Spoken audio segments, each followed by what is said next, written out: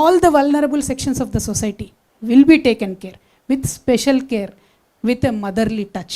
చాలా మంది అవాకులు చెవాకులు పేలుతూ ఉన్నారు సోషల్ మీడియాలో. నేను అమ్మలాగా పరిణితి చెందాలనుకుంటున్నా అని చెప్తే అమ్మెట్లయితావు నువ్వు అమ్మెట్లయితావు అంటున్నావు. 100% చెప్తున్నా, ఇయాలటి ప్రభుత్వాలకు మదర్లీ టచ్ లేదు కాబట్టే, అమ్మతనం లేదు కాబట్టే పరిపాలన సరిగ్గా జరుగుతలేదు. వికలాంగులండి, నేను నా కళ్ళతో చూసిన. నేను నిజామాబాద్ ఎంపీగా ఉన్నప్పుడు కలెక్టర్ ఆఫీస్కి ఏదో ఓపెనింగ్ ఏదో ఉంటే పోతే ఒక ఆయన లిటరల్లీ దేక్కుంటూ వస్తున్నాడు. ఆయనకి ఇయ్యలేదు. నేను కలెక్టర్కి అన్నీ చెప్పిన, కనబడతలేదనే ఈయనకు అవసరమని తెలియదా మీకు వికలాంగుల కంటే? కండ్ల ముందు కనబడ్డా కూడా సర్టిఫికేట్ ఉంటేనే ఇస్తాడట. ఏడిపోయి తెచ్చుకోవాలి ఆయన సర్టిఫికేట్? ఏడికెళ్ళి తెచ్చుకోవాలి? నీకు కండ్ల ముందు కనబడితే నువ్వు ఆయనను పిలిపించుకొని కూర్చేసి సర్టిఫికేట్ ఇవ్వచ్చు కదా.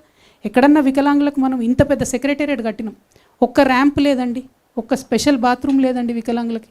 ఇవాళ గవర్నమెంట్ ఏం చెప్తుంది, ఆర్టీసీలో నేను ఫ్రీ బస్ ఇస్తున్నా అని చెప్తుంది. వికలాంగులకు ఇవ్వడానికి మీకు మనసు వస్తలేదా? వికలాంగులకు ఇయ్యరాదా ఫ్రీ బస్సు?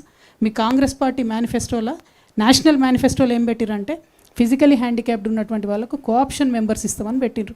మరి ఏం చేస్తున్నారు మీరు? మొన్ననే మున్సిపల్ ఎన్నికలైన కోఆప్షన్ సభ్యులు ఇచ్చిండ్రు, ఎందుకోసం పట్టించుకుంటలేరు మీరు? అది అంటే ఒక మదర్లీ టచ్తో పరిపాలన జరిగినప్పుడు most vulnerable sections will be addressed first.